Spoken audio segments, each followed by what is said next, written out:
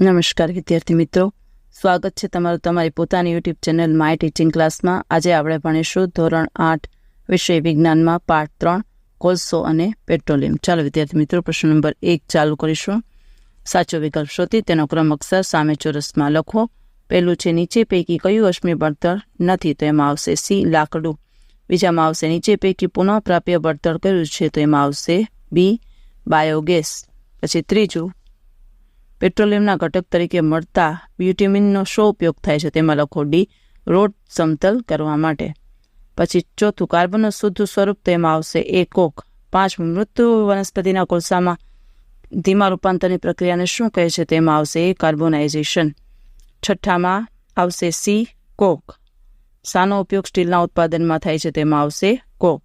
સાતમું, નીચે પૈકી કોને કાળું સોનું કહે છે, તેમાં આવશે બી પેટ્રોલિયમ। અને આઠમું, પેટ્રોલિયમના શુદ્ધિકરણ દરમિયાન શું મળતું નથી, તો એમાં લખો ડી કુદરતી વાયુ। ચાલો વિદ્યાર્થી મિત્રો, તમે બધા વિકલ્પ પહેલેથી દેખાડી દઉં, તમે લખી શકો છો।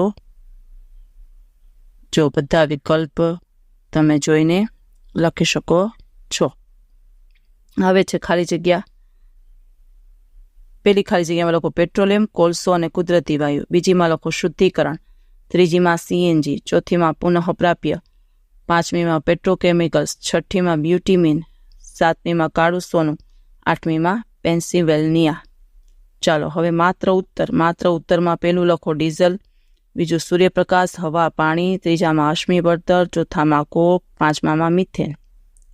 ચાલો વિદ્યાર્થી મિત્રો, હવે ખરા ખોટા વિધાનો જણાવો। એમાં પહેલું ખોટું, બીજું સાચું, ત્રીજું સાચું, ચોથું ખોટું, પાંચમું ખોટું, છઠ્ઠું સાચું, સાતમું ખોટું અને આઠમું સાચું। ચાલો વિદ્યાર્થી મિત્રો, હવે એક વાક્યમાં ઉત્તર લખો। પેલું, કોલસો અને પેટ્રોલિયમ જેવા કુદરતી સંસાધનો શામાંથી બનેલા છે, તો લખો કોલસો અને પેટ્રોલિયમ એ વનસ્પતિ અને પ્રાણીઓના અવશેષોમાંથી બને છે। બીજું, કાર્બોનાઇઝેશન એટલે શું, તો લખો મૃત વનસ્પતિમાંથી કોલસો બનવાની ધીમી પ્રક્રિયા એટલે કે રૂપાંતરણને કાર્બોનાઇઝેશન કહે છે। ત્રીજું, કોલસામાંથી મેળવતા ઉપયોગી ઉત્પાદનોના 3 નામ, તો લખો કોલસામાંથી કોક, કોલટાર અને કોલગેસ મળે છે। ચોથું, કોલગેસનો ઉપયોગ શું છે, તો લખો પેલું ઉદ્યોગોમાં બળતણ તરીકે, બીજું સ્ટ્રીટમાં પ્રકાશ મેળવવા બળતણ તરીકે, અને પાંચમું અશ્મિ બળતણ એટલે શું, તો લખો સજીવોના મૃતદેહોના અવશેષોમાંથી બનતા બળતણને અશ્મિ બળતણ કહે છે। છઠ્ઠું, સીએનજીનું પૂરું નામ, તો લખો કમ્પ્રેસ્ડ નેચરલ ગેસ। સાતમું, એલપીજીનું પૂરું નામ, તો લિક્વિફાઈડ પેટ્રોલિયમ ગેસ। આઠમું, પેટ્રોકેમિકલ્સ એટલે શું, તો લખો પેટ્રોલિયમ અને કુદરતી વાયુમાંથી ઘણા ઉપયોગી પદાર્થોને પેટ્રોકેમિકલ્સ કહે છે। હવે છે ટૂંકમાં ઉત્તર આપો। એમાં પેલું, પુનઃપ્રાપ્ય અને પુનઃ અપ્રાપ્ય કુદરતી સંસાધન એટલે શું, દરેકના ઉદાહરણ લખો। પુનઃપ્રાપ્ય, આ સંશોધનો કુદરતમાં અમર્યાદિત પ્રમાણમાં હોવાથી માનવીય પ્રવૃત્તિ દ્વારા ખૂટી જાય તેમ નથી, આથી તેને પુનઃપ્રાપ્ય કુદરતી સંશોધન કહે છે। દાખલા તરીકે સૂર્યપ્રકાશ, પાણી અને હવા। પુનઃ અપ્રાપ્ય, આ સંસાધનો કુદરતમાં મર્યાદિત પ્રમાણમાં છે, આથી માનવીય પ્રવૃત્તિ દ્વારા ખૂટી જશે, આથી તેને પુનઃ અપ્રાપ્ય સંસાધન કહે છે। ઉદાહરણ તરીકે પેટ્રોલિયમ, કોલસો, ખનિજો, કુદરતી વાયુ।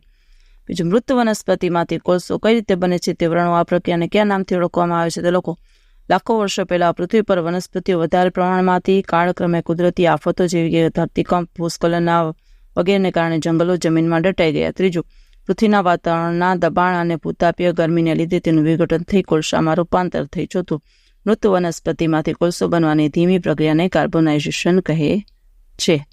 ચાલો હવે ત્રીજું, કોકની લાક્ષણિકતાઓ અને તેનો ઉપયોગ લખો। કોક એ કાળા રંગનો સખત અને છિદ્રાળુ પદાર્થ છે, તેમાં 98% જેટલું કાર્બન હોય છે। ઉપયોગ ધાતુના નિષ્કર્ષણમાં, બળતણ તરીકે અને સ્ટીલ ઉદ્યોગમાં। ચોથું, સીએનજી અને એલપીજીને બળતણ તરીકે વાપરવા શું ફાયદા છે, તો લખો તે સ્વચ્છ વાતાવરણ, તે સ્વચ્છ બળતણ છે, આથી ધુમાડાઓ ઉત્પન્ન કરતા નથી।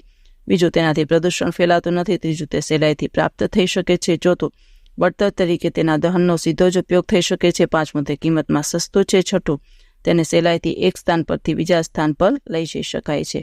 પાંચમું, પેટ્રોલિયમની બનાવટની પ્રક્રિયા સમજાવો, તો લખો પૃથ્વી પર અનેક વખત મહાસાગરમાં તોફાનો થયા, આથી કિનારા પરનો જળચર પ્રાણી કાપમાં દટાઈ ગયા। પૃથ્વીની ગરમી અને દબાણને કારણે તે પેટ્રોલિયમમાં રૂપાંતર થયું, આમ પેટ્રોલિયમનું નિર્માણ થયું। છઠ્ઠું, પેટ્રોલિયમનું શુદ્ધિકરણ એટલે શું, પેટ્રોલિયમના ઘટકો, તો લખો પેટ્રોલિયમનું શુદ્ધિકરણ પેટ્રોલિયમમાંથી વિવિધ ઘટકોને અલગ કરવાની ક્રિયાને પેટ્રોલિયમનું શુદ્ધિકરણ કહે છે. તેનું શુદ્ધિકરણ રિફાઇનરીમાં થાય છે. ઘટકો LPG, CNG, petrol, diesel, kerosene, ઊંજણ તેલ, મીણ, ડામર વગેરે. 7 કોલટાના ગુણધર્મો લખી તેના ઉપયોગો જણાવો. તો લખો ગુણધર્મ તે કાળું ઘટ અણગમતી વાસ ધરાવતું પ્રવાહી છે. તે 200થી વધારે ઘટકોથી મિશ્રણ છે.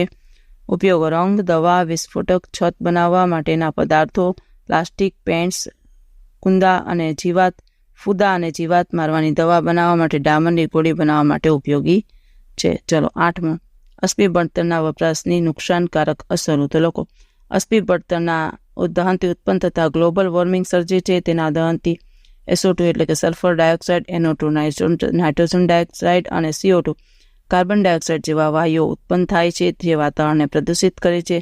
તે ઝેરી વાયુ વરસાદમાં પાણી સાથે પ્રક્રિયા કરી એસિડ વર્ષા બનાવે છે.